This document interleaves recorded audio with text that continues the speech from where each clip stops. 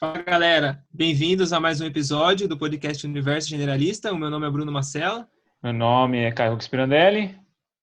Eu sou a Valéria Duarte. Isso aqui é uma abertura de um episódio muito especial que nós gravamos. Para falar a verdade, quem gravou foi o Caio, com o Walter Neves, pesquisador da USP, super famoso aí no meio científico. Essa entrevista ela foi conduzida só pelo Caio no dia 12/3, porque eu e o Bruno nós estávamos em aula lá na USP, então a gente não conseguiu acompanhar, uma pena, a gente não pôde acompanhar o Caio. Pois é. E a gente resolveu fazer essa abertura para explicar um pouquinho qual foi a nossa percepção com a disciplina de paleoantropologia que ele deu sobre evolução humana. Pois é, só para contextualizar, a gente teve a oportunidade, né, do ano passado de fazer uma disciplina com ele, que foi fantástica. A gente gostaria de passar um pouquinho de como foi a nossa experiência. Exato. E a gente resolveu fazer... Desculpa, Caio, a gente resolveu fazer isso para explicar para vocês a nossa experiência e depois fazer um sumário, né? Porque a entrevista dele, ele cita alguns temas um pouco complicados, não muito corriqueiros, e a gente decidiu fazer um sumário só para a galera não ficar muito perdida, né? Sim, e o nome do curso, né, em si, é um curso de extensão que aconteceu lá na USP, no Instituto de Estudos Avançados da USP, né? E o nome do curso era New Kids on the Block, Debates Contemporâneos em Paleoantropologia. Né? Aí o curso em si, ele eram encontros, uma vez por semana tinha um encontro com leituras específicas para debater, né, ao longo toda a parte de paleoantropologia. Então a gente lia durante a semana e depois vinha por uma espécie de debate com o Walter Neves, que o Walter Neves conduzia. E aí cada semana a gente pegava um período e algum tema para estudar. Então, a gente está deixando também nesse episódio um link com referências, né, com os livros do Walter Neves e com o conteúdo desse curso. Então, tem todas as aulas, a ordem das aulas, e quem quiser baixar os PDFs com os textos das aulas que a gente teve, está ali disponível. Tá? Então, acho que primeiro a gente podia falar do que a gente... pegou desse curso, né? Qual foi o impacto desse curso para a gente? Né? Eu acho que a gente pode começar com o Bruno, falar um pouquinho qual foi a percepção dele nesse curso, né? Cara, para mim foi uma das experiências mais enriquecedoras que eu tive ano passado. Foi muito bacana, primeiro por conhecer pessoalmente o Walter. Uma figura, ele é uma figura, um personagem assim. Super carismático também. Parece que na internet, quando você vê os vídeos dele, que ele é meio grosso, né? meio autoritário, mas pessoalmente o cara é um doce, assim, um cara muito gente boa. E, bom, acho que o meu fascínio desse curso foi meio que essa viagem no tempo, parece. Quando a gente entrava na aula, parecia que a gente estava viajando no tempo, né? É muito interessante, porque como era leitura de textos e não tinha apresentação, era um debate, uma conversa, e a gente pegava o microfone, cada um falava a sua perspectiva das leituras, e era uma imaginação do passado, né? Muito interessante isso. E na entrevista o Walter dá um exemplo muito legal, dando um spoiler aqui para vocês, que o trabalho dele é parecido com um astronauta, né? Que é tentar ver um outro mundo, né? Só que eles tentam fazer um mundo passado. Isso para mim foi fascinante.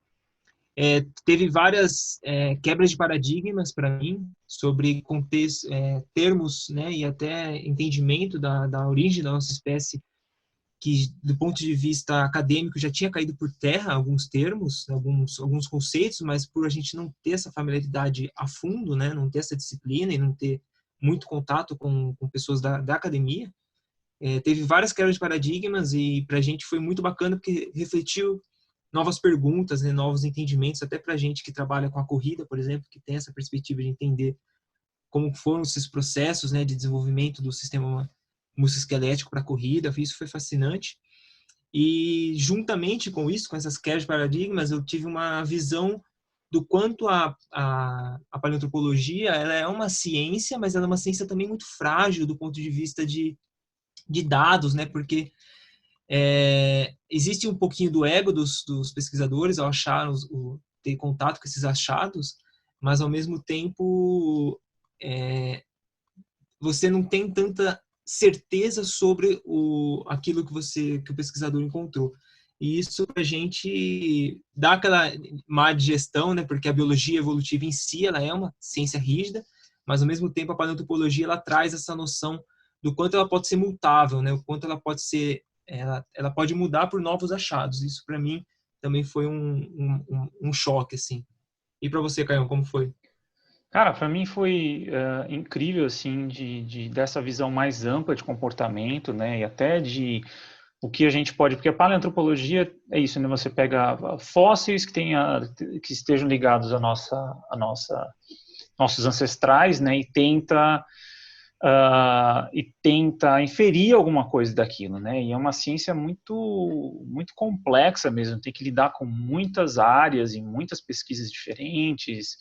Então, para mim, eu acho que foi uma visão mais ampla de comportamento, quanto, por exemplo, os Neandertais e Homo sapiens, para mim, acho que foi um dos debates mais ricos que teve, o quão parecido nossa espécie é dos Neandertais em termos de pensamento simbólico, de complexidade, de cultura, enfim, teve vários debates que para mim foram fascinantes em termos de a gente tentar imaginar como é que foi isso, como é que a gente vai chegar em algum achado, se é possível ter algum achado que vai dar um ponto final nesses debates de comportamento dos nossos antepassados, né? E quando a gente começou a ter linguagem, quando a gente começou exatamente, quando e por que a gente começou a ter uma cultura mais complexa, enfim, isso para mim é uma das coisas que trouxe muito fascínio, né?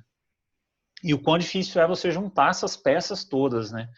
E quanto isso mudou, vem mudando cada vez mais rápido, porque a tecnologia também avançou muito, né? E até os achados avançaram. A quantidade de achados nas últimas décadas é muito grande, muito extensa, né? Então, todo esse processo de gestão, de organização desses estudos é uma coisa assim incrível e muito complexa também, muito interessante. É uma coisa incrível, assim. Isso que eu tirei mais ou menos desse curso foi isso, assim, instigou mais ainda a minha vontade de estudar e curiosidade pela área, assim. E você, Val? Nossa, eu estava aqui pensando que como foi gostoso, né, fazer essa disciplina, a gente fazia de sexta-feira e passava muito rápido, né? Ele falava acabou e a gente não queria ir embora, né? Porque a gente queria ficar perguntando as coisas para ele, porque quem é fascinado por evolução tem essa sede, né, de tentar entender, de formar esse quebra-cabeça. E o que mais me marcou assim em relação ao Walter foi a humildade, né? Porque a gente trabalha com evolução, de vez em quando a gente vai dar palestra, fala de Homo sapiens, e várias vezes durante as aulas as pessoas perguntavam alguma coisa para ele falava: "Não faço a mínima ideia". Eu falava assim: "Meu, eu tô de frente com o cara que é referência e ele fala, né? Eu não faço a mínima ideia de como que aconteceu isso". E a gente vê muita gente que não é nada achando que tem essa certeza, né? E o cara que é o cara não tem ideia do que acontece. O que me ficou marcado também foi a disputa, né, entre os grupos. Eu tô na área científica faz mais de 10 anos, assim, na USP eu tô há mais de 10 anos, e eu sabia que tinha isso, mas eu não sabia que a briga era tanta para ver quem tinha o crânio mais antigo, quem tinha o osso mais antigo, porque isso muda a história, né? Então, todo mundo está atrás desse elo perdido para a gente tentar entender de onde a gente veio, né? Isso para mim ficou marcado. E o quanto a gente está um pouco errado, né, quanto às certezas, né? Então, qualquer pessoa que fala sobre evolução do gênero Homo, em especial, com certeza, pode estar fadado a erros, né? Porque nem as pessoas da área têm certeza nisso. Então, várias vezes ele discutia artigo, ele falava: eu acho que esse pesquisador forçou um pouquinho aqui, né? Ele puxou um pouco a sardinha para ele. E outra coisa que me marcou foi a fragilidade da metodologia, mesmo as mais recentes, né? Em relação à datação dessas peças, né? Porque tem várias... porque o que ficou na minha mente? Se achavam peças e a partir daquilo se criava uma narrativa sobre a evolução do gênero Homo. Só que às vezes a datação dessas peças pode estar errada e essa narrativa está totalmente equivocada. Então a gente aprendeu muita coisa e ao mesmo tempo saiu de lá, tipo, e agora, né? O que a gente vai A fazer? gente tinha a visão cor-de-rosa e ele mostrou a visão demoníaca. Satanizada. É isso aí. Aí, antes da gente começar a passar aqui a entrevista, Tem alguns termos que o Walter traz e eu com ele, a gente não teria tempo de explicar elas, né? Então a gente queria falar de alguns termos aqui que ele trouxe na entrevista, simplesmente como para familiarizar um pouco os ouvintes, né? E eu acho que para a galera poder visualizar daí de casa, visualizar na sua imaginação, escutando a gente tem uma noção ainda muito linear, né? Para quem está começando a entender a evolução humana, fica imaginando aqueles bonequinhos crescendo, né? Do primata, vai subindo, fica no bípede e fica dando origem à nossa espécie.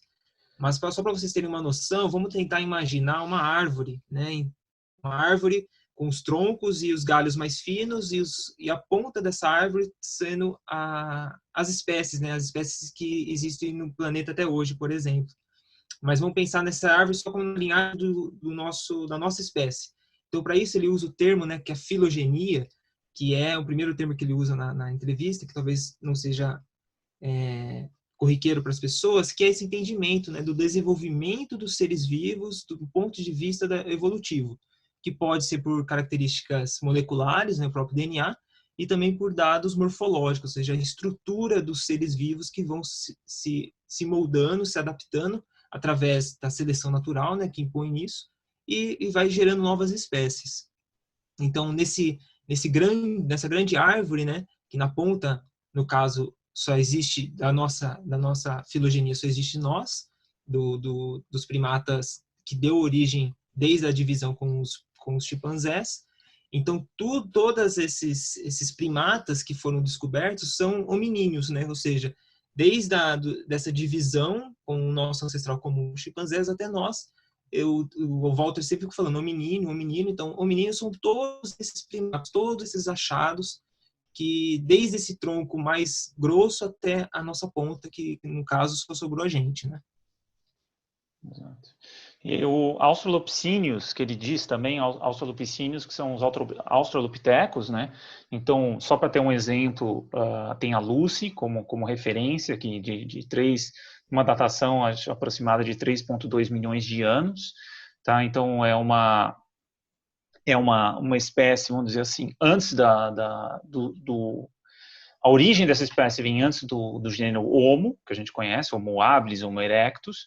Então, é uma linhagem mais antiga, né? E aí ele vem falando um tronco ali, né? Um tronco Isso. um pouquinho mais grosso para começar os ramos, né? Que seria o gênero Homo, né? Exato. Então, só para a galera começar a visualizar mais ou menos isso. E vale ressaltar que, por muito tempo, os australopitecos, a Lucy, por exemplo, ela foi considerada o nosso parente mais antigo encontrado, né? Então, a nossa história, por muitos anos, começou na Lucy. E depois achavam que ela era a nossa ramificação, né, com os chimpanzés, e agora a gente encontrou um ancestral um pouco mais antigo. Então, essa história ela é muito mutável, né? Então, por isso que ela é frágil. Uhum. Daí, pessoal, a gente pode ir começando a entrar nesses ramos um pouco mais do galho, né, um pouquinho mais fino, que seria o gênero Homo.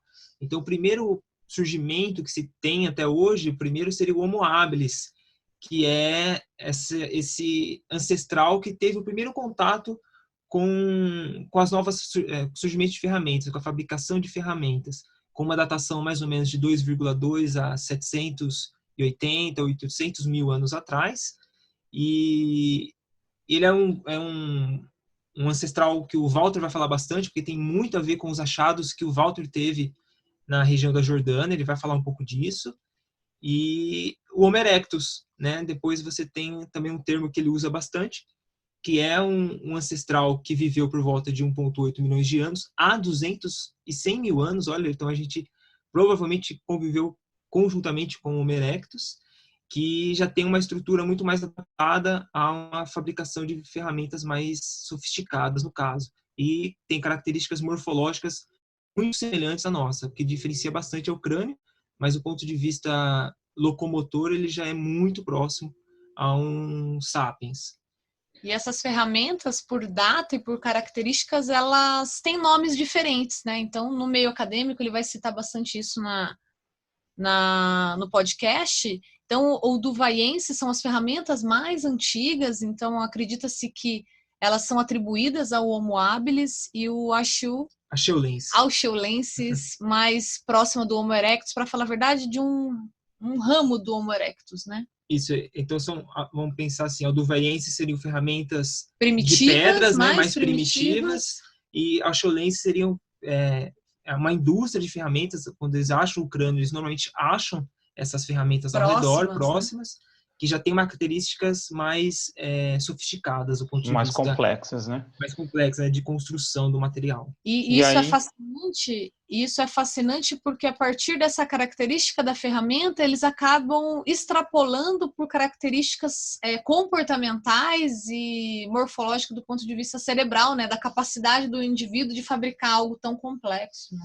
Isso, então conforme eles vão achando também essas ferramentas, eles vão vendo a complexidade e relacionam essa complexidade com os ossos que foram achados naquela região, e você cria uma associação entre eles. Então, o Homo habilis você acha com tal ferramenta, o Homo erectus com tal ferramenta, e você vai criando essa associação. Quando se encontra essas ferramentas em outros locais, você vai também inferindo que tal espécie estava naquela região. Enfim, eu acho que a gente fica por aqui, né? Fiquem agora com a entrevista, né? De novo, eu fiz sozinho essa entrevista porque a Val e o Bruno estavam em aula no dia, e eu acho que é isso. Aproveitem a entrevista com o Walter Neves, um baita cientista, um cara muito gente boa, que abriu também o espaço lá no escritório dele para a gente conversar. E é isso aí, fica até o final. Não esqueçam que tem um link com as referências aqui, né? Do quem quiser ver os textos que foram usados no curso. Deve fazer de novo esse curso no final desse ano.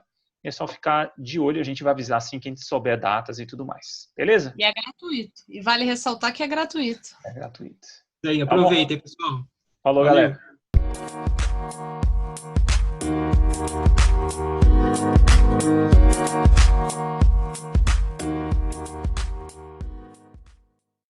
Fala, galera, bem-vindos a mais um episódio do podcast Universo Generalista. Hoje eu estou aqui com um convidado muito especial, o professor Dr. Walter Neves. Hoje ele é professor sênior do Instituto de Estudos Avançados da USP, tem diversos livros publicados, um deles é Um Esqueleto Incomoda Muita Gente, Assim Caminhou a Humanidade, Antropologia Ecológica, e dedicou a sua vida ao estudo de evolução humana, bioantropologia e tudo mais. Muito bem-vindo, obrigado pela entrevista, professor. Prazer é meu. Então a gente podia começar com a sua história dentro da área científica, da biologia evolutiva. Isso é uma enormidade. Para ser sintético, eu passei por várias áreas da antropologia e da biologia evolutiva, né? Eu tenho formação e produção científica nas áreas de arqueologia, de antropologia, no caso antropologia ecológica, em paleoantropologia e em paleontologia, né? Então, porque eu fiz biologia na graduação, né, e queria trabalhar com antropologia biológica. E mais recentemente paleoantropologia, isso eu não falei ainda. Uhum. Quando eu fiz biologia, eu achei que eu ia direto para antropologia biológica, mas aí eu comecei a participar de alguns projetos de pesquisa em arqueologia, né, no falecido Instituto de Pré-História da USP, que não existe mais, e me encantei absolutamente pela arqueologia, né? Então eu dediquei uma grande parte da minha vida estudando teoria arqueológica. Em todos os campos que eu trabalhei, eu fiz questão absoluta de ter uma formação teórica sólida. Tá. Né? Então eu tenho uma formação teórica sólida em biologia evolutiva, eu tenho uma formação teórica sólida em arqueologia, eu tenho uma formação teórica sólida em antropologia ecológica, e eu tenho uma formação teórica muito grande na área de paleoantropologia. Né? Porque eu acho que ciência sem teoria Não dá para fazer. Não dá para fazer. Embora no Brasil a regra seja fazer sem suporte teórico. Sim, né? sim. É uma das coisas que a gente pode explorar também, que eu tenho muita vontade de explorar. Mas eu queria entender essa coisa com a arqueologia. Qual que é esse fascínio pela arqueologia? É a questão de ter um objeto na mão e tentar identificar o que tem a ver, que tipo de coisas aconteceram com aquele objeto, onde ele estava inserido, qual que é o fascínio que tem? Não, o fascínio que tem na arqueologia, eu sempre digo assim, que eu acho que as duas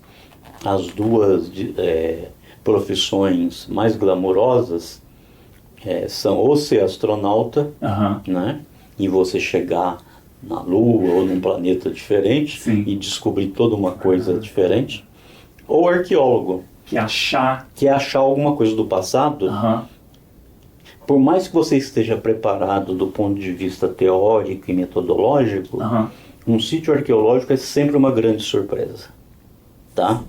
Então assim, você acha que você tem todas as variáveis sob controle e no meio da pesquisa você percebe que você não tinha nenhuma variável sob controle. Então eu acho assim, o astronauta tem essa possibilidade de conhecer um universo novo que ninguém conhece. E a arqueologia é a mesma coisa, só que para o passado. Né? Então é extremamente glamouroso fazer arqueologia, porque, como eu disse, você vai pronto para uma coisa, para o campo, e coisas podem aparecer que você nem imaginaria que apareceria na sua pesquisa. Né? Entendi. Então é essa coisa do explorar mesmo, essa coisa e que é uma coisa que você não consegue mensurar também, o que você pode encontrar ali, né? Pode ser uma coisa extremamente nada interessante, vamos dizer assim, algo que você fala, Não, interessante sempre é. Sempre tem alguma coisa. Mas não necessariamente é de impacto. Né? Não necessariamente é de impacto. E o que conforme foi dentro da sua carreira, entrando na parte de biologia, da parte evolutiva humana, qual foi o impacto disso, assim, na sua visão de mundo? Tem uma coisa muito estranha na minha vida, que é o seguinte, eu sei que eu queria ser um cientista desde os 8 anos de idade. E eu sei que eu queria trabalhar com evolução humana desde os 12 anos de idade. E por que? De onde veio isso? Não sei explicar. Porque eu morava numa cidade do interior de Minas, que não tinha revista, não tinha informação nenhuma. É uma família extremamente pobre. Eu fui conhecer um banheiro aos 13 anos de idade, quando nós mudamos de Minas aqui para São Paulo, né? De maneiras que eu não sei de onde vem isso, né? Mas eu não consigo dar uma explicação com embasamento empírico, porque, como eu te falei assim, a gente não recebia revista, a gente não recebia jornal. Nessa época não se fazia divulgação científica na televisão, então eu não sei. Mas desde os 12 anos eu tinha claro para mim que eu queria trabalhar com evolução humana. Talvez eu tenha recebido algum estímulo que hoje eu não consigo mais me lembrar. Mas até onde eu sei, isso não foi a partir de estímulos externos. Entendi. Né? E o quanto mudou o estudo? O senhor começou em 1978. 78. E em termos de... A minha primeira palestra sobre evolução humana, eu era técnico do Instituto de Pré-História, não era ainda pesquisador. Eu dei na geologia uma palestra sobre os australopithecines. Isso foi em 1978. Né? Então, assim, eu viro pesquisador a partir de 81. Mas mesmo quando eu estava na carreira técnica, eu já fazia questão de começar a divulgar os conhecimentos sobre evolução humana.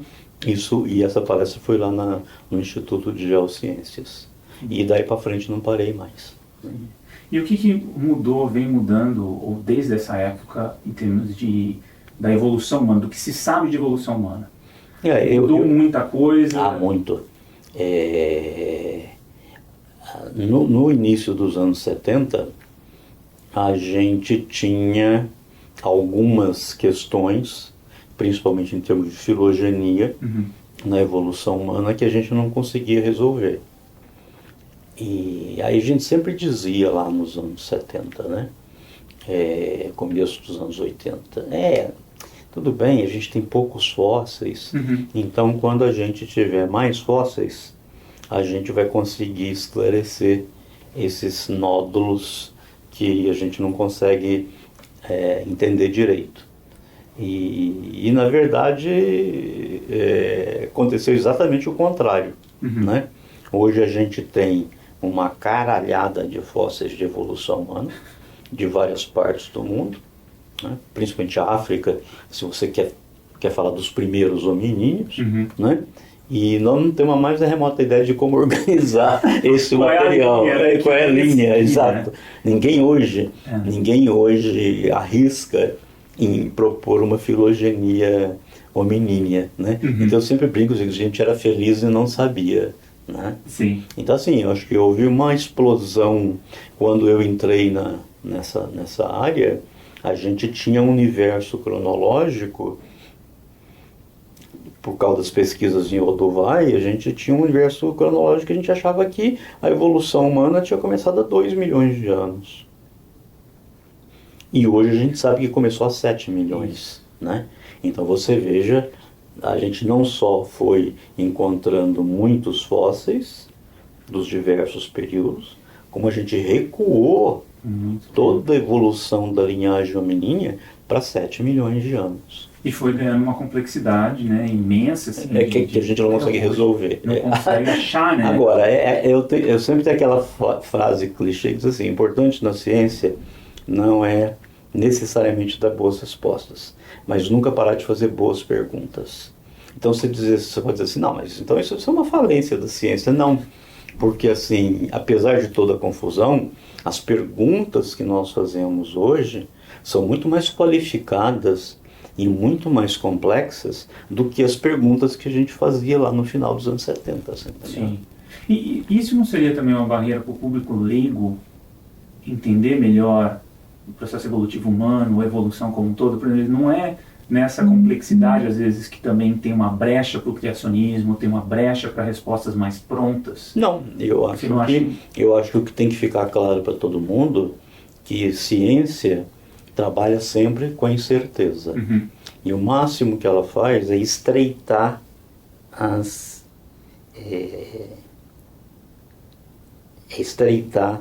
essa coisa. Tirar algumas incertezas do caminho. A gente vai, né, estreitando as incertezas. Às vezes até acontece de você conseguir fazer isso completamente, e aí é sempre uma coisa luminosa, né? Tanto é que você aperta ali o interruptor e a luz acende lá em cima. Então, alguma coisa a gente deve acertar, né? Mas, como eu digo, quem anda pelo caminho da certeza é a religião.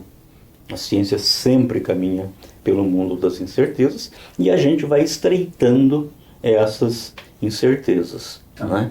Então assim, eu não acho que isso prejudique não a comunicação com o público em geral, né? Eu quando digo isso para o público em geral, público leigo, eles falam assim: professor, mas então não tem mais o que fazer. Eu digo, não, graças a Deus que é assim, porque assim eu tenho emprego, né? Porque se tivesse todas as perguntas já tivessem respostas, eu não tinha emprego, né?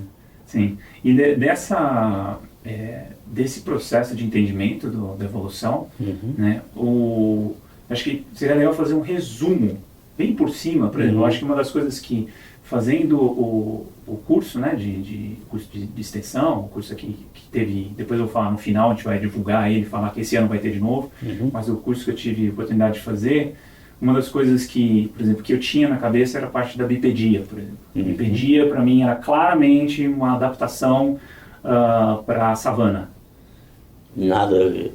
E hoje, né, a gente sabe que, não. Que talvez isso já venha lá de trás, né? Então, como é que a gente pode resumir o que a gente tem hoje de processo evolutivo humano, né?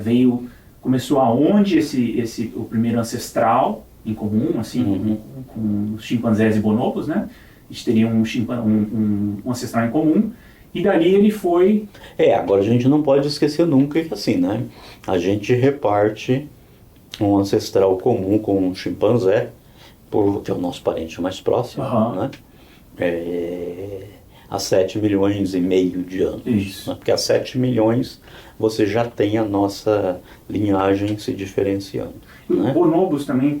o bonobo é uma coisa mais recente, porque o bonobos ele surge a partir do chimpanzé né? Aí por volta de 3 milhões de anos. Eu pensava que era... Não.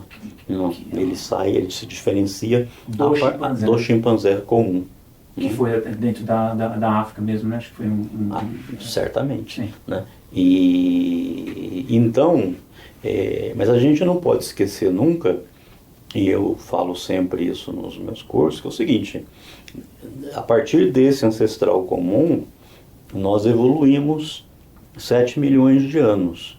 Mas o chimpanzé também evoluiu 7 milhões de anos a partir desse ancestral comum. Né? Então, apesar da gente fazer isso porque não tem alternativa, é muito arriscado você usar o chimpanzé para representar esse ancestral comum. Porque teve todo esse período de distância, exato. de evolução. Então a gente a gente não pode se esquecer disso. Né? Uhum. No caso da evolução humana, uma das coisas que ficou claro para falar da bipedia, né? Uma das que a gente, desde Darwin, né? Você falou muito bem, essa questão da bipedia era pensada que ela teria ocorrido em ambientes abertos, em ambientes savânicos, né? Isso mudou muito nos últimos 10, 15 anos, né? Nós sabemos hoje que a bipedia surge em ambientes florestados, né? E com isso nós tivemos que jogar fora todos os modelos de hominização, desde Darwin até 10, 15 anos atrás, porque tudo era baseado na ideia de que o negócio tinha acontecido em savana. Né? E até interessante, né, porque a gente passa... É que é interessante a questão da savana, esse exemplo da bipedia, para mim foi um dos momentos de entender esse processo de adaptação, vamos dizer assim, né, de um físico ao ambiente. Então você tem, né, um grupo de animais que tem uma bipedia leve, vamos dizer assim, ele tem a possibilidade de fazer bipedia facultativa, e aí o ambiente, né, hostil, ele faz com que quem tiver a bipedia sobreviva, quem tinha a bipedia sobrevive, e isso caiu. Mas isso caiu. Aí que porque entra, você conseguia pensar bem na bipedia sob uma perspectiva adaptativa quando você achava que era o negócio da savana. Exato. Né? De fato, a partir de 2,5 milhões de anos, né, começa a haver essa savanização da África como a gente conhece hoje. Né? Aí, de fato, é que vai aparecer a bipedia estritamente terrestre e que nós vamos perder completamente as nossas capacidades de subir com eficiência uma árvore. Mas entre 7 milhões de anos e 2,5 milhões de anos, 2 milhões de anos, nós ainda temos essa capacidade de ser bípede no chão, mas ainda ser bons trepadores. Né? E aí você tem que começar a pensar agora que força seletiva em ambiente arbóreo teria selecionado a bipedia. E nós não temos uma boa resposta para isso, porque, como eu te disse, tudo que foi pensado nos últimos 150, 160 anos, caiu tudo por terra. Né? Então você tem essa bipedia facultativa entre 7 e 2,5 milhões de anos, e de 2,5 milhões de anos para cá, é aí que você vai ter essa bipedia igual a nossa, né? E perdemos a nossa eficiência em trepar em árvores. Né? Nós somos uma tragédia para trepar numa árvore. Né? Sim, a nossa adaptação para isso já. E essa coisa da bipedia estritamente terrestre, aí sim, ela está associada a essa grande savanização da África. E aí eu queria até que o senhor contasse para os ouvintes os achados na Jordânia, né, que o senhor fez essa pesquisa, esses achados na Jordânia, e como ele modificou também uma parte dessa certeza, claro, vamos dizer assim, do processo evolutivo humano. Então, a Jordânia mudou completamente, os nossos achados na Jordânia mudaram completamente o cenário, digamos, de 2,5 milhões de anos para cá. Né?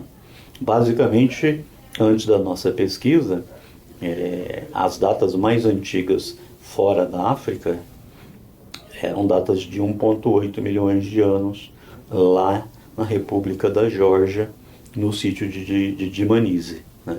Onde eles têm 5 crânios, inclusive, datado aí de 1,75 milhões de anos. Então, o que se dizia é que o hominíneo deveria ter saído da África, os hominíneos deveriam ter saído da África aí por volta de 2,5 milhões de anos e chegado lá por volta de 2 milhões de anos e chegado lá no Cáucaso, né, por volta de 1,8 milhões de anos.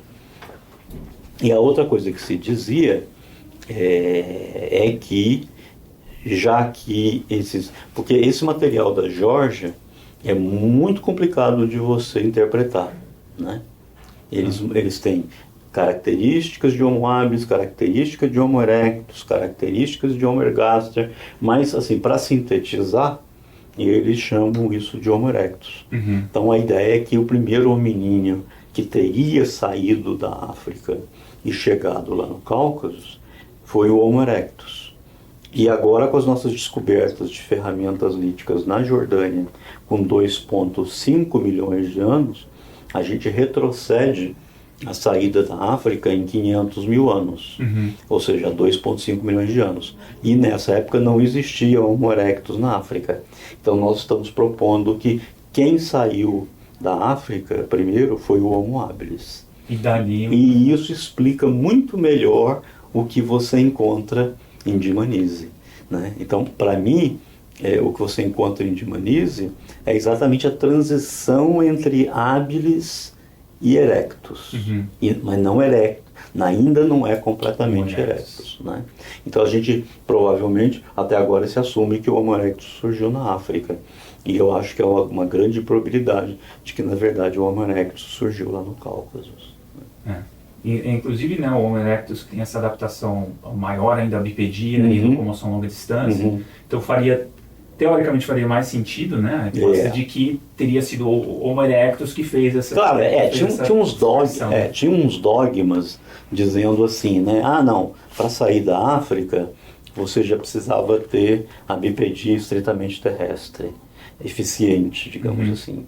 A outra coisa que se dizia é que os hominíneos não teriam deixado a África antes de surgir a indústria acheulense, né?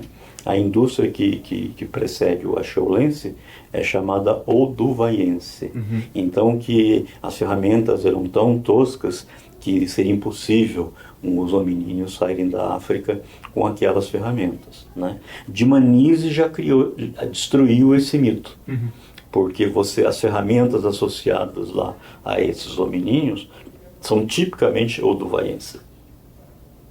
Então essa história de que os hominíneos teriam deixado a África só depois do surgimento do acheulense, né, isso caiu por terra. E a outra coisa que se dizia era que também só saiu depois de se tornar eficientes bípedes terrestres, né? E na verdade, quando você vê o material pós-craniano dos hominíneos de Dmanisi, estou até lendo um artigo sobre isso agora, né? Eles são pequenos, né? Como é o Homo habilis. Então a gente está propondo também que não foi necessária uma bipedia estritamente terrestre para sair da África, né? Então esses dois dogmas também vão para a casa do chapéu, né, para o Beleléu. Fica fica bem difícil criar uma lógica bem linear, né, de estudo, assim, mas como é que era, né? Porque você pensa na questão de locomoção, então você fala, então tá bom, chegou lá, né, caminhando... Que era um bípede eficiente. Exato, extremamente eficiente. Agora, na ineficiência chegar lá, quer dizer, tem toda uma questão também de capacidade de sobrevivência também, né, desses antepassados, assim, que é incrível, assim, né? A capacidade de adaptação já era uma coisa comum também, claro, né? E outra coisa, esses hominíneos ocuparam a África inteira, eles tiveram um range de dispersão enorme. Por que não sairiam da África, você entendeu? Então tem uns dogmas na minha área, essa coisa que diz, não saiu enquanto não surgiu hominíneos com nosso tamanho e com pernas longas, e não saiu hominíneos antes da indústria acheulense. E esse dogma circulou na nossa área durante pelo menos 3, 4 décadas, né? E nisso as pesquisas em Dmanisi foram importantíssimas, né? Eles eram pequenos e eles faziam indústria olduvaiense, né? Caiu por terra. Hoje, inclusive, eu acho essa coisa de dizer assim, os australopitecíneos, né, que precederam o gênero Homo, que não tinham, em princípio, não tinham ferramenta, não, os australopitecíneos nunca saíram da África. Eu não vejo por que não.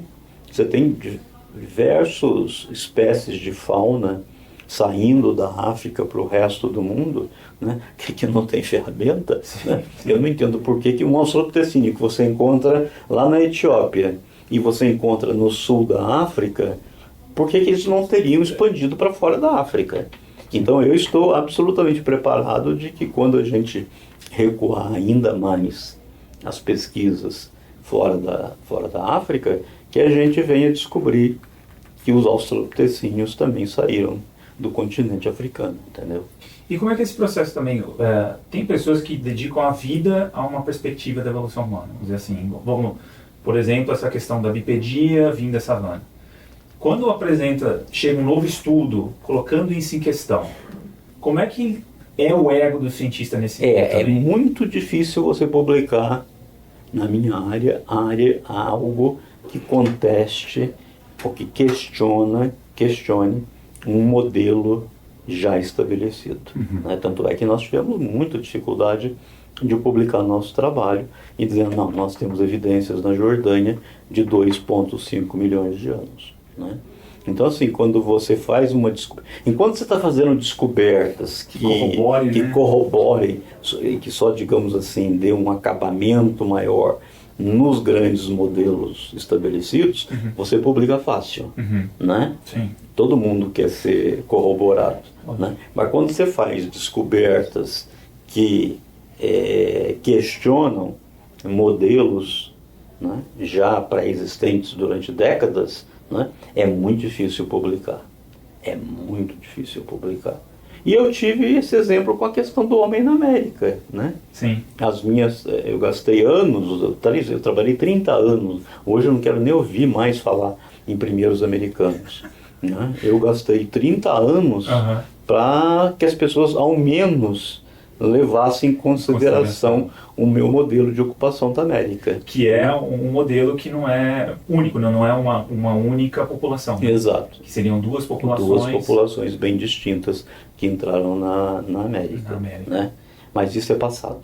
Eu dediquei 30 anos a isso. Esquece, não quero mais saber disso. Não quero mais. Não estou nem lendo o que sai, mais sobre origens do homem na América, entendeu? E é muito interessante, assim, o quanto a gente desconhece disso, né? E, enfim, a discussão, o debate sobre a ocupação das Américas, eu acho que talvez são poucas vezes que eu ouvi as pessoas debatendo isso, discutindo isso. Né?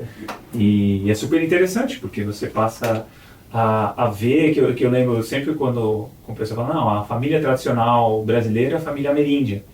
E talvez não, né? Talvez seja teve uma outra ocupação antes dos ameríndios, enfim, são coisas que são fascinantes, né? Exato. Só que não tem... É difícil emplacar esse tipo de hipótese e deve ser levado a sério. E agora você tem o que eu chamo da ditadura do DNA, né? Sim, as pessoas estão tirando o DNA dos primeiros americanos e não estão corroborando o meu modelo. Mas eu acho que é um grande equívoco que está acontecendo, né? Mas quando você tem informações de DNA, as pessoas acham que isso é inquestionável. E DNA também pode ser interpretado de maneiras muito diferentes. É super né? complexo. Sim. Então agora você tem essa coisa da ditadura do DNA.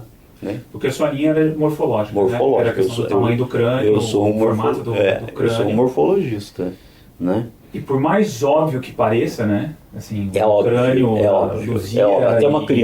Até uma criança distinguiria. É absolutamente diferente. Né? Eu não quero falar do assunto. Então vamos falar. Vamos apurar. E E assim, eu lembro também no curso, que no final do ano passado, o senhor falou bastante dessa coisa da visão cor-de-rosa. Não só da ciência, mas eu acho que não só da evolução humana, mas também da ciência. O que seria essa visão cor-de-rosa, essa coisa? A visão cor-de-rosa é que a ciência tem tudo resolvido e que tudo se encaixa perfeitamente no, vamos dizer assim, no fazer ciência, né? Eu acho que a gente não pode vender isso para o público em geral, né? Até porque eu acho que nós temos que nos distinguir o máximo possível do pensamento dogmático religioso, né? Quer dizer, o Frota Pessoa, que foi um dos maiores divulgadores de ciência do país e foi meu orientador, né? Ele dizia o seguinte, que a ciência é falível, que a gente não pode nunca vender a ideia de que ciência é infalível. Sim. A ciência é falível, mas é o único método de geração de conhecimento que tem embutido dentro dele um mecanismo de autocorreção,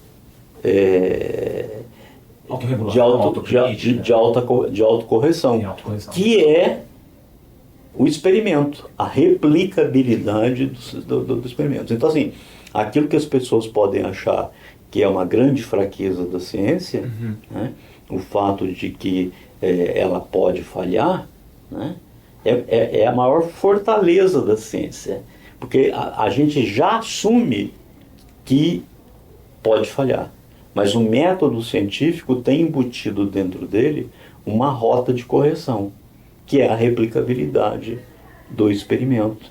A religião não tem isso. Né? Você tem lá os códigos sagrados, né?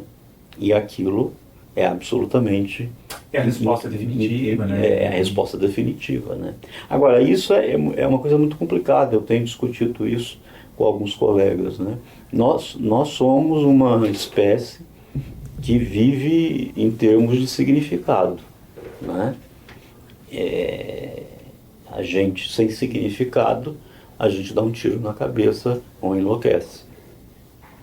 Nós somos esponjas de significado. A gente reveste tudo com significado. A gente acha significado. A gente acha até assim, onde não... até em coisas que não existem, né? E é muito difícil para algumas pessoas viver, né, sabendo que a vida não tem o menor sentido, né? Mas nós somos criaturas eminentemente simbólicas e significantes. Então, assim, às vezes, a religião é de longe, né, o vetor que mais injeta significado na vida das pessoas, inclusive um significado que não acaba quando a vida termina. Isso, né? Sim. Pois é. Aí você chega e diz, olha, a vida não tem o menor significado. Né? As pessoas não estão preparadas para isso. Né? Pessoas entram em total pânico. Então, assim, esse negócio de ciência versus religião, eu acho que os meus colegas... Eu, talvez por ter uma formação antropológica, eu entendo essa questão da importância do significado na nossa vida, né? Então, eu sempre digo para eles, gente, não é uma coisa trivial. Não é uma coisa trivial, né? Porque, às vezes, a pessoa só tem aquilo para injetar significado na vida dela, né? E se ela, de repente, perder essa teia de significados, ela dá um tiro na cabeça. Né? Então, não é trivial. Eu acho que os meus colegas trabalham com a relação entre as duas coisas de uma forma muito naiva, né? Não é fácil. Não é fácil porque nós somos esponjas de significado. Mas mesmo assim, né, a gente estava conversando até antes, tem que ter um significado, por exemplo, para você, para mim, a ciência tem que cumprir também um significado de busca, mas não é algo isso é quem fechado. Faz ciência. Né? Por exemplo, o que dá significado da minha vida? Produzir ciência. Né? Sim. Agora, para o público lá fora, que não faz ciência, né? Ciência é uma coisa que só vem retirar significado da vida, você entendeu? E como é que faz para a gente tentar trazer esse universo de significado para eles através da ciência também? Olha, eu acho que através de uma coisa que se faz muito pouco, principalmente no país, que é a popularização do conhecimento científico. Eu tive uma experiência, eu não sei se você soube, mas eu me candidatei a deputado federal, Sim. né? Sim. Nas últimas eleições. E com isso eu tive que fazer campanha nos mais diversos públicos, né? E você percebe que para a sociedade em geral, principalmente as classes menos privilegiadas, né? Nós cientistas somos absolutamente irrelevantes, porque elas não sabem sequer que tem ciência, que se faz ciência no Brasil. Elas acham que faz ciência na NASA, mas elas não sabem que se faz ciência no Brasil. Mas eu também tive uma outra experiência muito interessante, que é o seguinte: quando você diz, não, se faz ciência no Brasil, e eu sou um cientista, os olhinhos delas brilham, você entendeu? Então, assim, é uma coisa extremamente reveladora. Então, eu acho que nós, cientistas brasileiros, nós teríamos que investir muito mais, mas muito mais, em divulgação científica para o grande público, porque as pessoas, elas ficam fascinadas quando você diz que não, faz na NASA, mas a gente faz aqui também. Entendeu? Então isso foi uma experiência muito, muito interessante. Mas do jeito que está hoje, né, nós somos absolutamente irrelevantes para a sociedade brasileira. Até uma coisa que queria conversar é essa questão da... Um dos motivos que eu também desisti do universo acadêmico foi essa questão da bolha acadêmica. É uma bolha. Essa desconexão entre E a gente fica se auto-incensando, né? Um fica incensando o outro. Então, existem esses rituais acadêmicos. Eu sou pelo total esvaziamento desses rituais. Porque eu acho que quando a gente esvaziar esses rituais, a gente se aproxima mais da sociedade, assim, entendeu? Sim. É porque a gente está tendo até dificuldade às vezes, porque a gente entra em contato com o pesquisador, a gente quer trazer para o público em geral uma conversa sobre a pesquisa falar sobre ciência, mas não só ciência como uma coisa assim ampla, mas sobre a pesquisa de alguém, né, a relevância que aquilo tem, e a gente tem dificuldade às vezes, de ter uma resposta de e-mail, por exemplo, para marcar uma entrevista, ou às vezes até questiona, mas por que vocês querem conversar comigo? E quem financia a nossa pesquisa é o povo, né? Então, mesmo que a gente não goste de fazer, tem que fazer. Sim. Obrigatoriamente tem que fazer. Sim. Porque quem custeia a nossa pesquisa é o povo. Sim. Né? E até pulando para um outro assunto, mas quando eu fiz 2 anos de Ciências Sociais, né, eu tinha um foco na antropologia e antropologia econômica.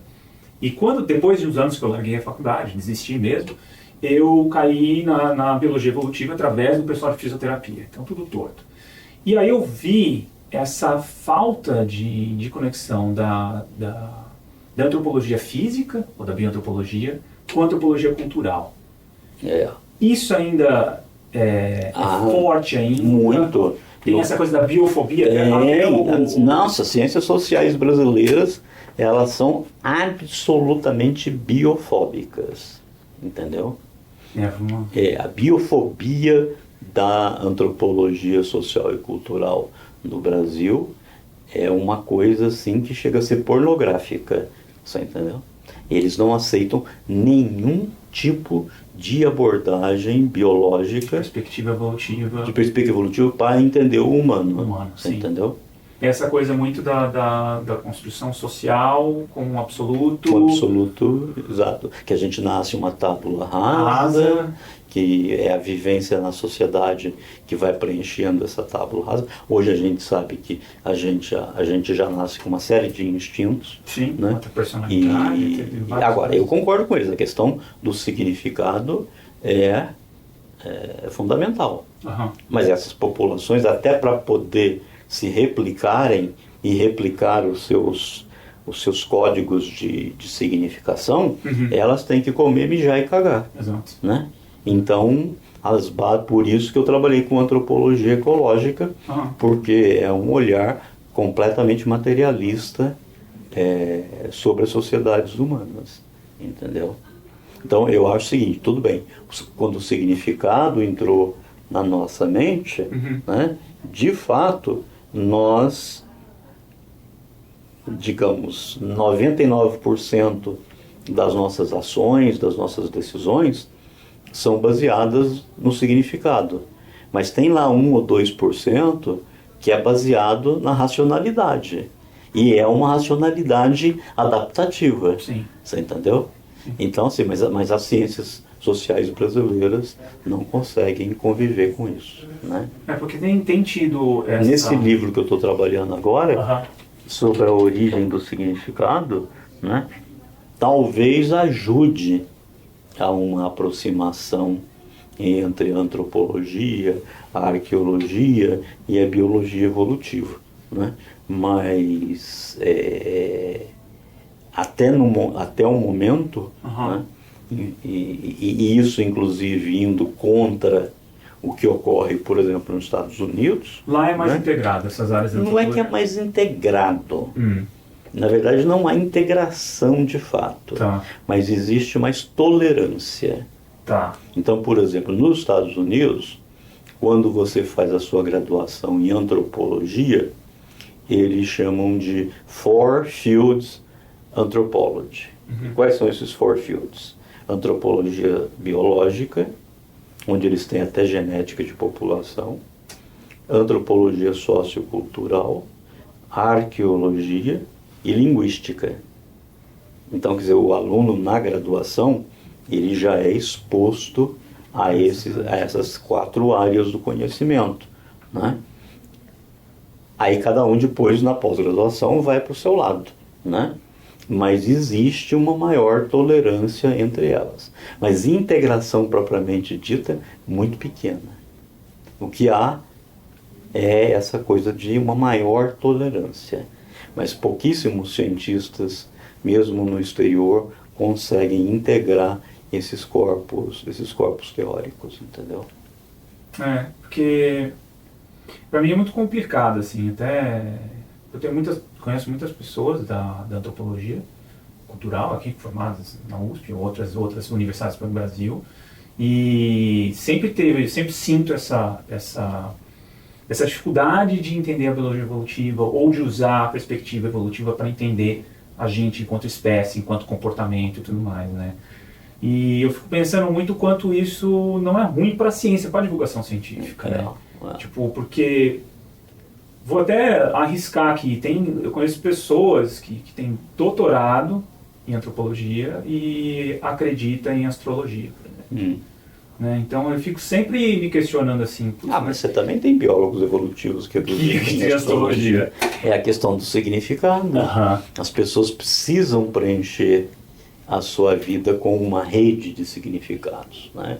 O que acontece, por exemplo, quando uma população indígena, né, ela é toda, vamos dizer assim, a matriz de significados deles, né, essa matriz é destruída pelo contato com os ocidentais.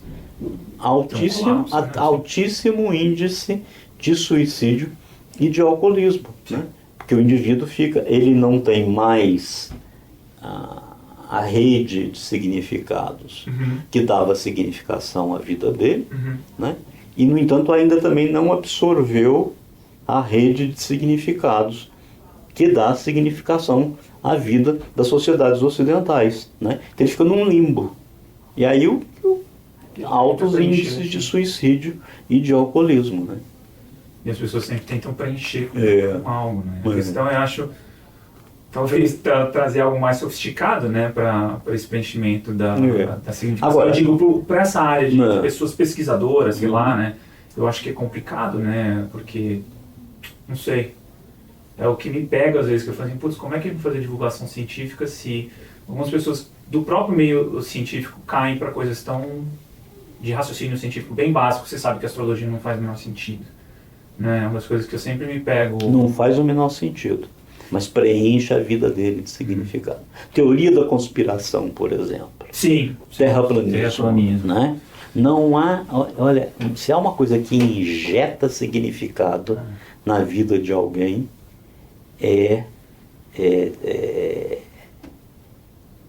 acabei de falar, esqueci. Terraplanismo ou a teoria da conspiração? Teoria da conspiração. Sim, sim. Né? Então assim, nossa, teoria da conspiração enche a vida das pessoas de significado. Né? Em tudo, né? Acha. E aí a gente vai lá e diz, não é assim. É assim, assim, assim. Quando elas entendem e aceitam isso, elas ficam num limbo de significação. Entendeu? Vazio, né? Exato. Mas aí no caso também, acho que a questão do universo científico está mais no meio social, está mais no dia a dia. Não tenho dúvida. Se não tem como. Não tem como. Não tem como. Eu acho que, por exemplo, no Brasil a coisa é tão básica, é tão extrema, que se a gente conseguir passar para a população... Quando eu falo população, né, eu estou falando assim, no pedreiro, na lavadeira, na empregada doméstica, no servente de pedreiro, no carpinteiro, você entendeu? Sim. Nessas pessoas, se a gente pelo menos conseguir convencê-las de que se faz ciência no Brasil e ciência de qualidade, já é uma grande coisa, você entendeu? Sim, com certeza. E tem umas coisas, né? Porque mesmo quando a gente faz divulgação científica, e aí eu faço minha culpa, né? Você acaba fazendo uma divulgação científica seletiva, que vai atingir o que? Classe média alta ou classe média baixa. Eu nunca fiz uma exposição, nem escrevi um artigo, né? Tentando chegar voltado para essa população que ganha salário mínimo, que passa 5 horas da sua vida no ônibus para ir e voltar do trabalho, entendeu? Então assim, a mesma divulgação científica que a gente faz, e eu estou incluído, é uma divulgação científica que atinge classe média, na melhor das hipóteses, você entendeu? Então nós ainda precisamos aprender. Eu acho que eu termino minha carreira sem conseguir fazer isso, mas assim, hoje eu estou muito voltado para essa coisa de tentar fazer divulgação científica para o povão mesmo, você entendeu? Aquelas pessoas que batalham ali, sabe? O seu arroz, o seu feijão. Eu acho que nós temos que... Não sei como fazê-lo. Ainda estou pensando no assunto. Mas eu acho que nós temos que fazer. É um desafio. É um desafio muito grande. Muito grande. Talvez a sua geração consiga. A minha não conseguiu. Sim. O nosso propósito com o podcast é trazer, mas realmente não atinge, tem que ser algo físico, tem que ser uma coisa... Quem é que escuta um podcast? É essa mesma classe social. Tem que ser algo físico, tem que ser algo lá que está presente, mostrando e fazendo, não vai ser áudio, não vai ser nem mal. Eu tenho um projeto que seria o primeiro nesse sentido, mas até agora tentei várias possibilidades de financiamento e não consegui, que é eu ia fazer um truck, uma Kombi, uma van, chamado Pregando Evolução. Venha ouvir a palavra de Darwin, né? Com os fósseis e tal, e a gente montaria isso lá na Praça da República, no Viaduto do Chá, no Largo 13 de Maio, justamente para ter acesso a essas pessoas, né? Mas até hoje eu nunca consegui financiamento para isso. Não consegue financiamento? Não consigo financiamento, né? Essa é outra dificuldade. Assim como eu estou 30 e tantos anos tentando implantar aqui na USP um hall da evolução humana. Nós temos todo o acervo necessário para isso e nunca consegui, né? Agora, no máximo que eu consegui foi fazer essa montagem dessa instalação, não é uma exposição, é uma instalação, né? Chamada Ocupação Hominini, mas é uma coisa extremamente modesta. Né? Ela tem qualidade, mas é uma coisa extremamente modesta. Pequenininha, né? Um corredor. Exato. Então, assim, o meu sonho dourado é que a gente consiga implantar na USP um hall da evolução humana, né? Mas pelo menos eu consegui implantar aquela grande exposição lá no Catavento, né? que é frequentada por milhares e milhares de alunos do ensino básico e da população em geral, né? Mas eu acho que a USP precisava ter alguma coisa aqui no campus que fosse extremamente atrativo nessa área de evolução humana, você entendeu? Sim. Até porque eu sempre digo que assim, eu paro de fazer qualquer coisa para falar sobre evolução humana, independentemente do público, né? E eu acho assim que a questão do criacionismo, por exemplo, os evangélicos estão fazendo um excelente trabalho, né? O evangelismo fundamentalista. Nós é que não estamos fazendo o nosso. Exato. Né? A minha posição também sobre essa questão de criacionismo versus evolucionismo, né? Também está muito permeada por essa minha compreensão da questão do significado. Eu acho o seguinte, eu acho que optar entre evolucionismo e criacionismo é uma decisão de foro íntimo, mas tem que ser uma decisão informada. Então cabe ao Estado fazer o quê? Colocar à disposição do cidadão o que a ciência tem a dizer sobre o assunto. Né? E o indivíduo tem lá todo o culto dele todo sábado, com a Bíblia e tal. Né? E nós teríamos que colocar à disposição da população o que a ciência tem a dizer a respeito. Sim. A decisão é de foro íntimo. Mas nós não estamos fazendo nem isso. Você entendeu? Sim. Então, assim, volto a dizer, os evangélicos fundamentalistas estão fazendo muito bem o trabalho deles. Nós é que não estamos fazendo o nosso trabalho, entendeu?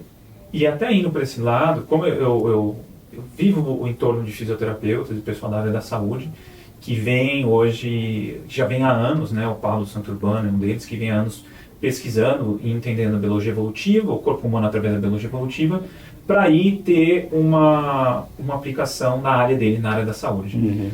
E não seria, na sua opinião, professor, não seria algo fundamental em qualquer área da saúde você ter uma noção... Vou te dizer uma experiência que eu tive. Pouca gente sabe disso, mas eu fui expulso da USP em 1985. Né? Eu e todo o meu grupo de trabalho. Né? E aí eu acabei indo para a Amazônia depois, né? Mas um dia eu explico isso. E lá passei a trabalhar com antropologia ecológica. Nesse ínterim, né? Entre a demissão aqui e ir lá para a Amazônia, né? O Frota Pessoa disse assim, olha, para você ganhar algum dinheiro, você vai dar um curso lá de evolução humana lá, no doutorado em enfermagem na Paulista de Medicina. Naquela época se chamava Paulista de Medicina. Eu disse, tem que fazer, né? Porque eu preciso ganhar dinheiro para viver. E fui dar esse curso, só para enfermeiras. Né? E no final do curso, elas disseram assim, professor, eu tenho até vergonha de dizer que eu cliniquei até agora sem saber isso que o senhor nos ensinou. Né? Então eu acho que na área da saúde é fundamental você saber como é que nós chegamos ao que nós somos hoje, você entendeu?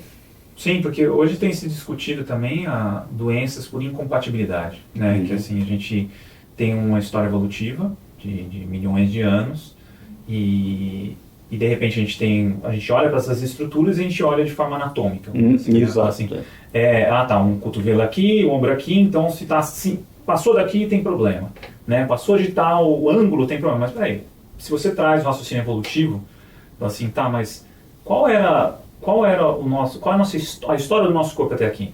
Faz sentido realmente ter um problema se você se agachar, fazer cócoras, por exemplo, se você vê isso em todas as culturas humanas? Né? São questionamentos básicos e que eu acho que talvez também um vácuo que tem do universo científico eu acho que é de não ter essas noções hierárquicas entre a ciência, vamos dizer assim, né? Porque eu acho que como é que você vai falar sobre o corpo humano se você não tem noção da biologia, da história biológica daquele que levou a isso, né? Então, é uma discussão que eu sempre tenho, né?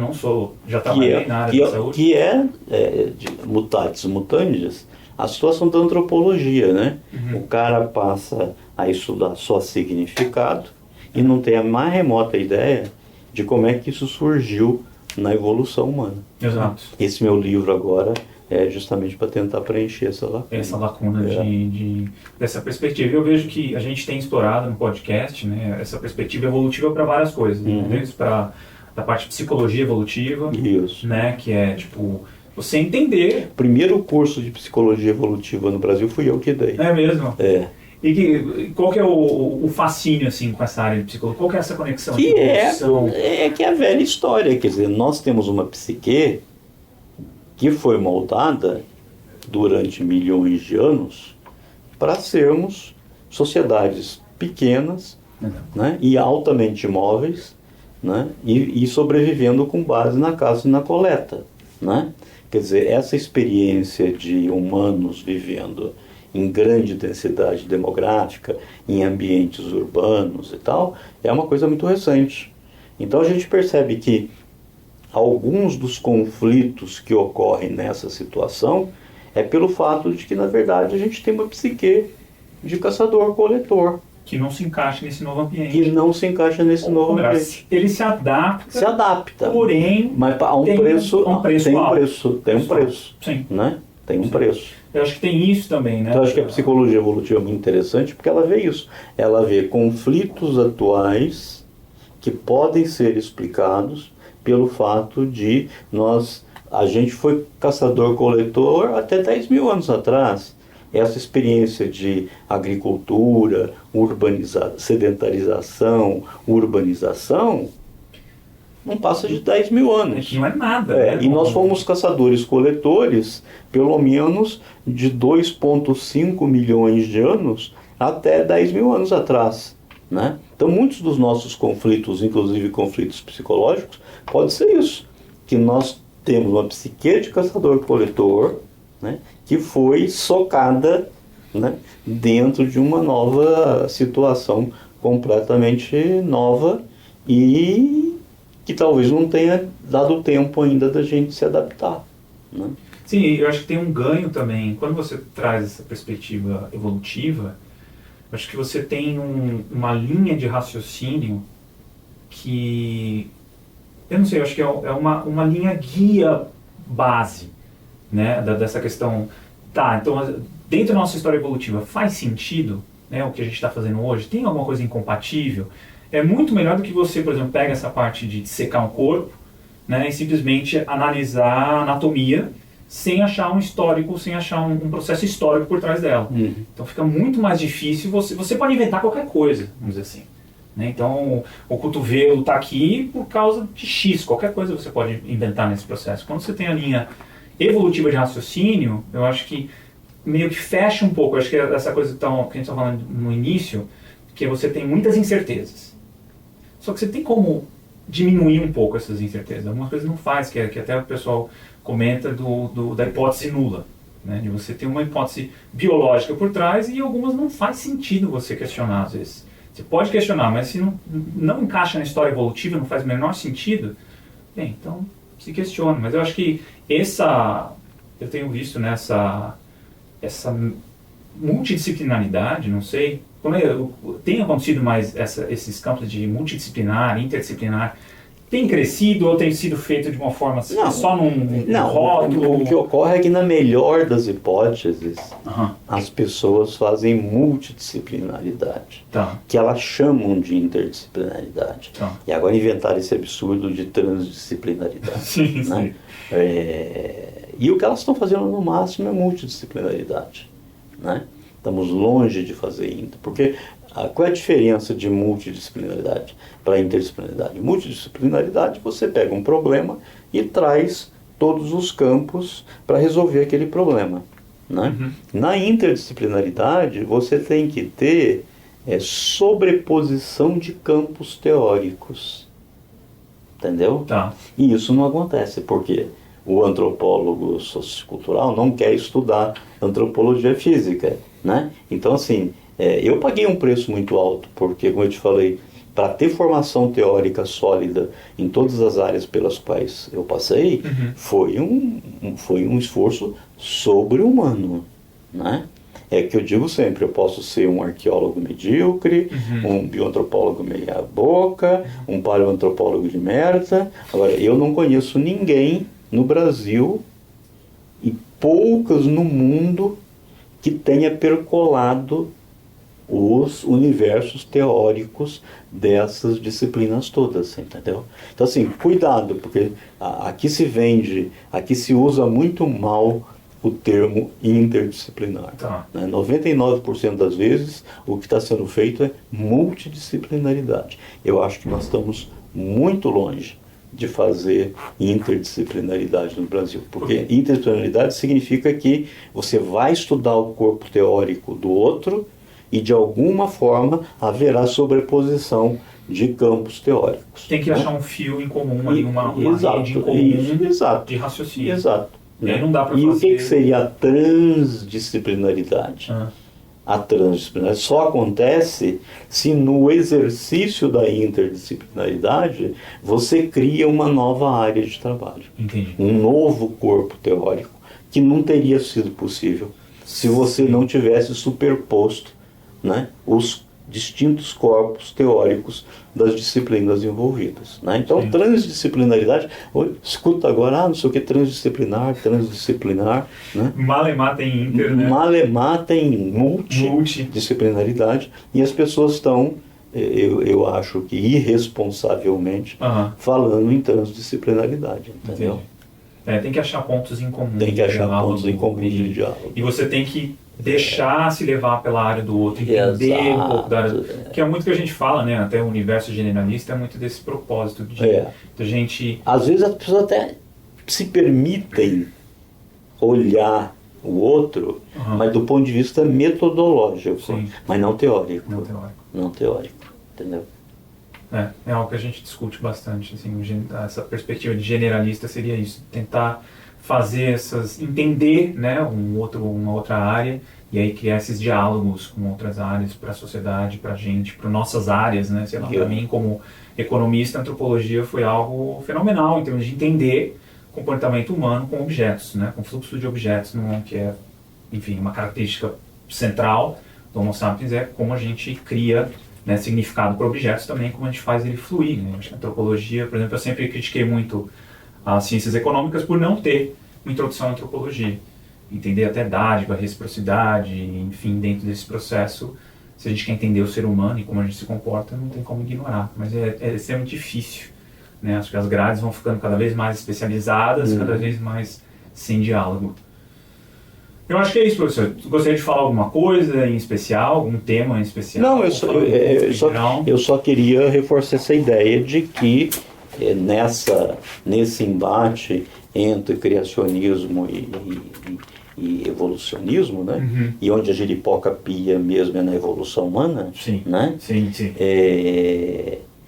Que a universidade brasileira, que as instituições de pesquisa e ensino científico no Brasil não estão fazendo nada a respeito, incluindo a douta Universidade de São Paulo. Tá? E eu acho que se a gente não reverter essa situação rapidamente, nós vamos nos transformar no segundo maior país criacionista do planeta, né? O primeiro é os Estados Unidos. Eu acho que é importante também puxar essa responsabilidade para quem trabalha na área, né? Eu acho. Do que ficar, porque eu vejo muito isso, né? A igreja, os religiosos, tudo bem, mas eles não fazem o trabalho deles, né? Então, que é o que eles ficam em casa. E muito bem. E eu acho que está faltando a outra parte. Eu acho que nós temos que dizer, olha, a sociedade, a ciência tem isso para apresentar. Para oferecer, exatamente. Agora a decisão é sempre de foro íntimo. Porque a gente tem que respeitar a necessidade do outro de encontrar uma significação para a vida, entendeu? Sim, com certeza. Né? E aí a gente fez, eu, a Valéria e o Bruno, a gente fez o curso New Kids on the Block, né, que é debates contemporâneos em paleoantropologia, em dezembro do ano passado. E poderia falar um pouquinho desse curso que vai ser dado de novo esse ano, né? É a velha história, né? Os meus grandes projetos de divulgação científica, eu não estou conseguindo custear, não estou conseguindo financiamento. Então o que eu faço é assim, né? Meu apelido lá no Museu Geld era bolha assassina, né? Que eu não podia achar um espaço que eu tomava, né? Então o que eu estou fazendo hoje, enquanto não saem os grandes projetos, é assim, onde tem um espacinho, eu entro com evolução humana, né? Então esse curso, o New Kids on the Block, primeiro eu dei lá na República da Geórgia, né? Porque lá tem esse sítio de Manise, que é muito importante, e é muito comum na nossa área você criar uma escola de verão de escavação, né? Então eu dei esse curso originalmente lá para os alunos dessa escola de verão. Em princípio isso se repetiria este ano, mas com esse negócio do coronavírus, eu acho que eles vão acabar cancelando a escola de verão, né? E como o curso já estava preparado, eu falei, não, vou repeti-lo aqui no Instituto de Estudos Avançados, né? E esse ano ele deve acontecer